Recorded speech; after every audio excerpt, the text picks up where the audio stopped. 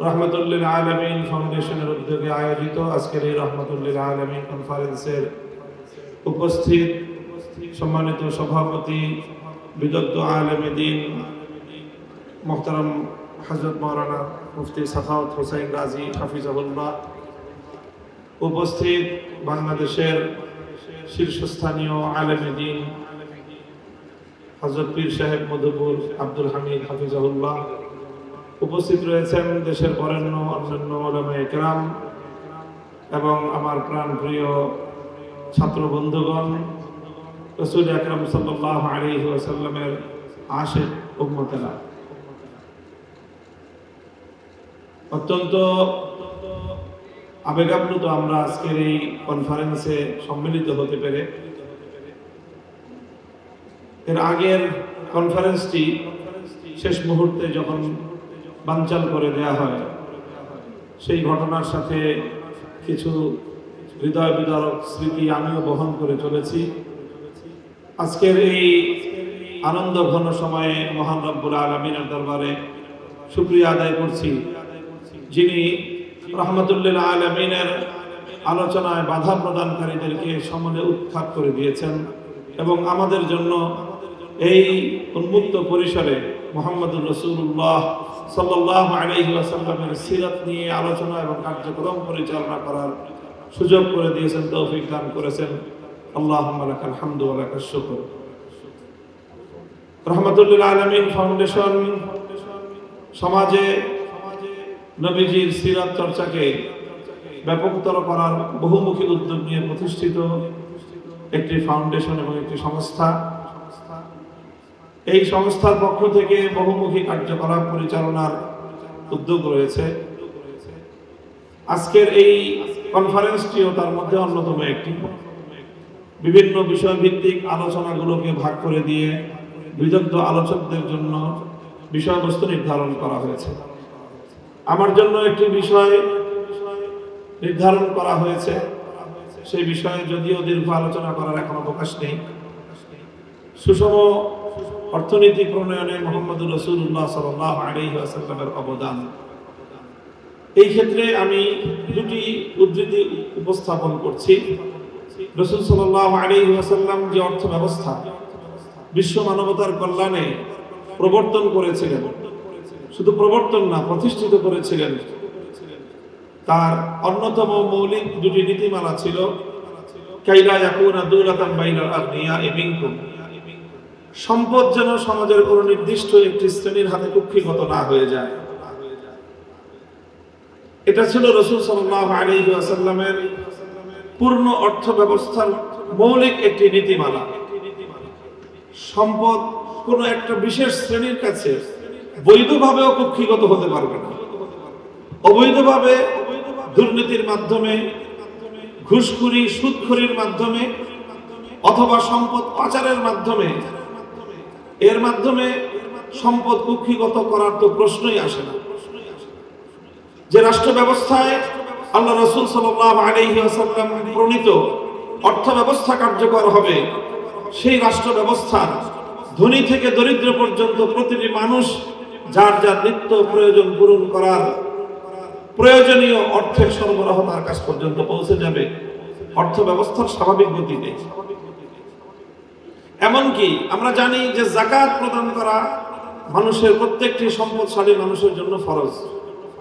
আল্লাহ রাসূল সাল্লাল্লাহু আলাইহি ওয়াসাল্লামের সুস্পষ্ট ঘোষণা রয়েছে, তিরমিজি শরীফ সহ অনেকগুলো হাদিসের কিতাবের মধ্যে হাদিসটি বর্ণিত, যে নবীজি সাধারণ দরিদ্র মানুষের অর্থনৈতিক নিরাপত্তা নিশ্চিত করার জন্য যে একটি মূলনীতি ঘোষণা করেছেন, সেটি হলো যে ইন্না ফিল মালি হাক্কান সিওয়াজ যাকাত, দরিদ্র মানুষের প্রয়োজন পূরণ করার জন্য ধনীদের সকল সম্পদের মধ্যেই দরিদ্রদের অধিকার রয়েছে।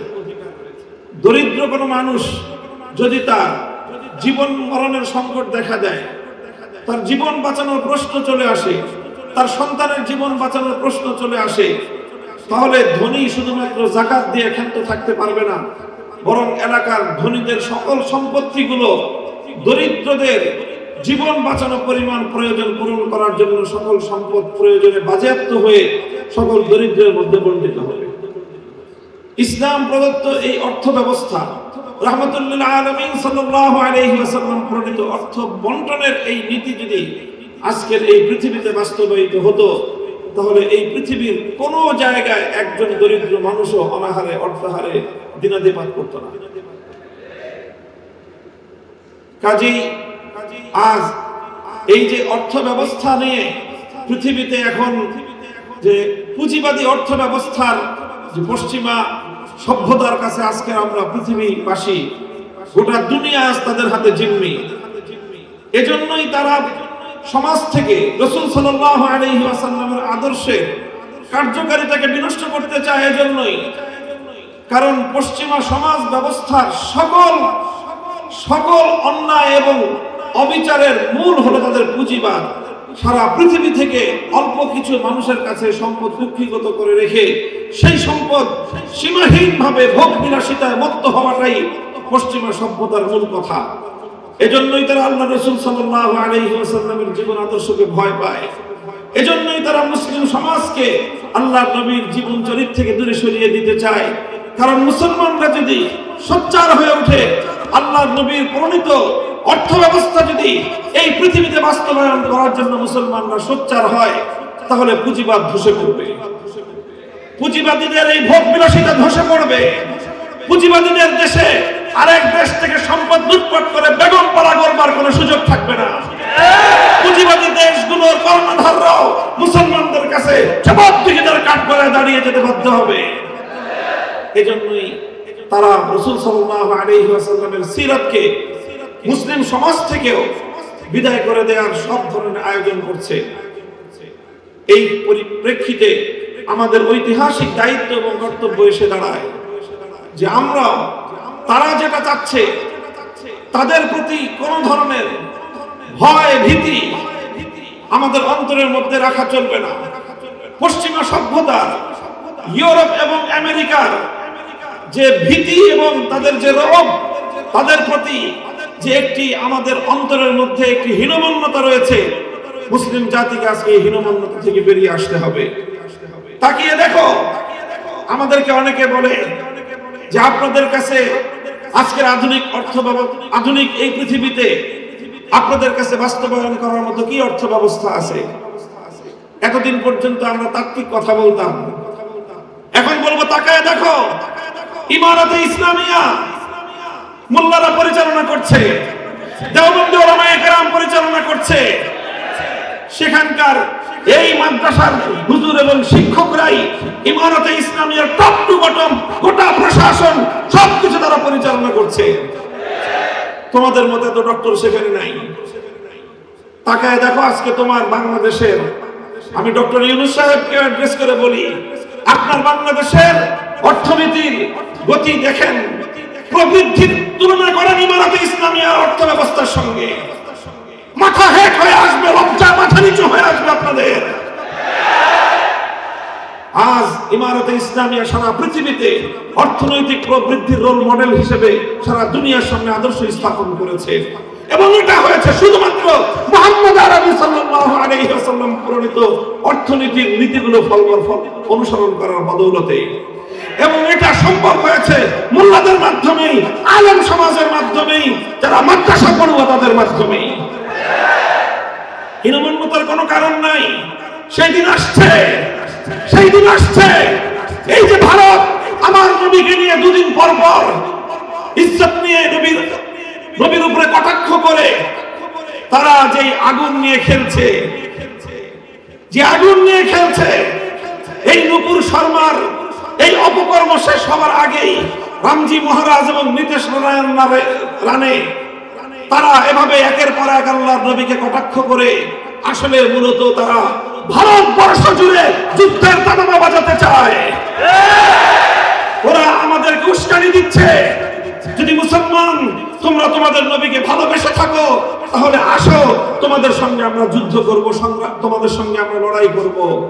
আলহামদুলিল্লাহ, আমাদের স্বাধীন ভারতের বাইরে, ইন্ডিয়ার বাইরে অন্য স্বাধীন মুসলিম দেশগুলোর কথা তো পরে, খোদ ভারতে মুম্বাই অভিমুখে লাখো নবী প্রেমিক জনতার লং মার্চ আজকে গোটা ভারতকে থরথর করে কাঁপিয়ে দিয়েছে।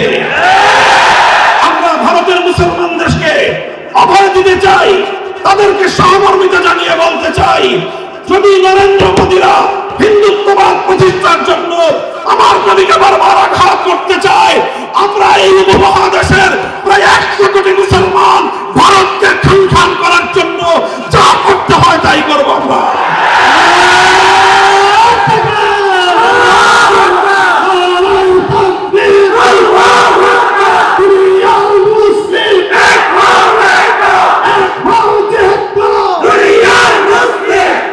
আখেরি কথা,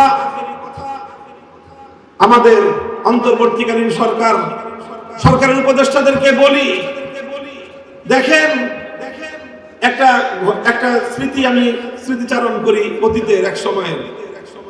বিরোধী দল আন্দোলন করতেছে, বিরোধী দল একটা ইস্যু নিয়ে আন্দোলন করতেছিল। কি ইস্যু? এই যে এই নির্বাচন কমিশনার, প্রধান নির্বাচন কমিশনারকে আমরা মানি না, নাম ছিল তার আব্দুল আজিজ কমিশন মানি না। সরকার বলল ঠিক আছে, আজিজ কমিশনার মানো না, তাহলে বদলাইয়া দিই আমরা। বদলাইয়া দিল আরেকটা প্রধান নির্বাচন কমিশনার, নাম হলো মাহফুজ। ও আসলো যখন, বিরোধী দল দেখলো এটা তো আরো বড় তাদের জন্য সমস্যা। যখন সরকারে থাকে তখন বিরোধী দলকে, বিরোধী মতের সংগ্রাম এবং আন্দোলনগুলোকে দমন করার জন্য এই ধরনের অপকৌশল অনেকেই আশ্রয় নেয়। যে প্রথম দেয় ছোট শয়তানের বিরুদ্ধে প্রতিবাদ করলে ঠিক আছে বদলায় দিলাম, বদলায় বসায় বড় শয়তানকে। ডক্টর ইউনূস সাহেব, অন্তর্বর্তীকালীন সরকার, আমাদেরকে এত বোকা ভেবেন না। একটাই অনুরোধ করবো, এত বোকা ভাববেন না আমাদেরকে। আমরা এক শয়তানের বিরুদ্ধে আন্দোলন করলে ছোট শয়তান বদলায় বড় শয়তান বসাবেন। আপনারা শিক্ষা ব্যবস্থায় ধর্ম রিলেটেড বিষয়গুলোকে সাব্যস্ত করার জন্য আপনাদের তত্ত্বাবধায়ক সরকারে একজন ধর্ম উপদেষ্টা আমাদের আলেম সমাজের থেকে প্রতিনিধিত্ব করতেছেন, ডক্টর আফম খালিদ সাহেব। বাংলাদেশের ইসলামপন্থীরা সকলে তার ব্যাপারে একমত, কারো তার ব্যাপারে দ্বিমত নাই। এরকম একজন ইসলামপন্থীদের সর্বজন গ্রহণযোগ্য ব্যক্তি আপনাদের পরিষদে থাকার পরেও আপনারা শিক্ষা কমিশনের ধর্ম বিষয়ক স্কলার যখন নেবেন, আফম খালিদ সাহেবকে জিজ্ঞাসা করেছেন আপনারা? করেন নাই। সবকিছু আপনারা আপনাদের মন মতো করবেন, ইসলাম বিষয়ে আপনারা আলেম সমাজের মতামতের তোয়াক্কা করবেন না। আর এরপরে আমরা গলা ফাটায় চিৎকার করলে বলবেন যে হুজুর এত চিৎকার করে কেন? এরপরে ছোট শয়তানের বিরুদ্ধে আমরা প্রতিবাদ করলে ওই ছোট শয়তান বদলায় বড় শয়তান বসাবেন। এইভাবে যদি চলতে থাকে তারপরে আমরা বড় শয়তানের বিরুদ্ধে বলবো না, বড় শয়তানের যারা নিয়োগ দেয় তাদের বিরুদ্ধে আমরা কথা বলা শুরু করি।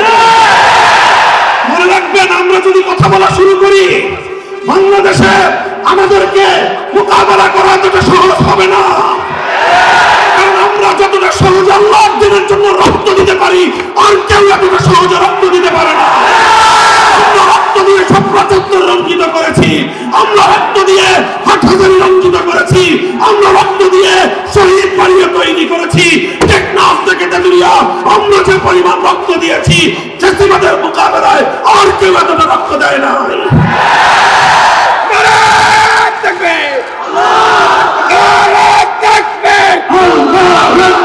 ইসলামের শত্রুরা, মুসলমানের শত্রুরা,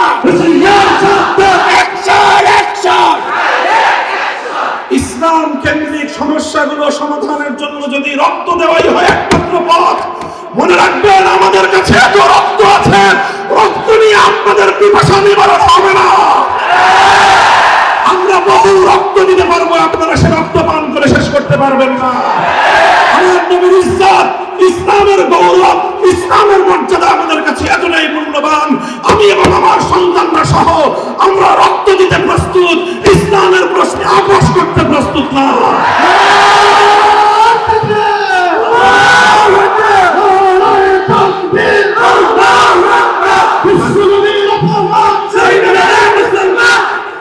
আমাদের খুব বিনীত অনুরোধ থাকবে, নিবেদন থাকবে, শিক্ষা ব্যবস্থা হোক, আইন সংস্কারের ক্ষেত্রে হোক, বিশেষ করে এই দুটো জায়গার কথা আমি উল্লেখ করলাম। শিক্ষা কমিশন এবং আইন সংস্কার কমিশন, আপনারা যাই করবেন, ইসলামের নামে ইসলামিক স্কলার হিসেবে একজন ব্যক্তিকে আপনারা সেখানে সিলেক্ট করবেন যে লোকটা নবীর হাদিস অস্বীকারী। এই ধরনের তামাশা আমাদের সাথে করবেন? আপনারা কি মনে করতেছেন যে তামাশা করে আমাদেরকে আপনারা লাজবাব করে দিবেন? মনে রাখেন, আমাদের পিঠ যদি দেয়ালে ঠেকে যায়, তখন আমরা যে প্রতিক্রিয়া দেখাবো, ওই প্রতিক্রিয়া সামাল দেওয়ার শক্তি না বাংলাদেশের আছে, না ভারতের আছে, না আমেরিকার আছে। কারণ আমরা জীবন মৃত্যুর পরোয়া করি না যখন আমার নবীর ইজ্জত এবং আমার নবীর আনিত দ্বীন ইসলামের স্বার্থের প্রশ্ন এসে দাঁড়ায়। আবার আপনাদেরকে খুব শান্ত নম্র ভাষায় পরামর্শ দিচ্ছি, ধর্ম রিলেটেড যে কোনো সমস্যাগুলোর সমাধান আপনাদের মন মতো করলে হবে না।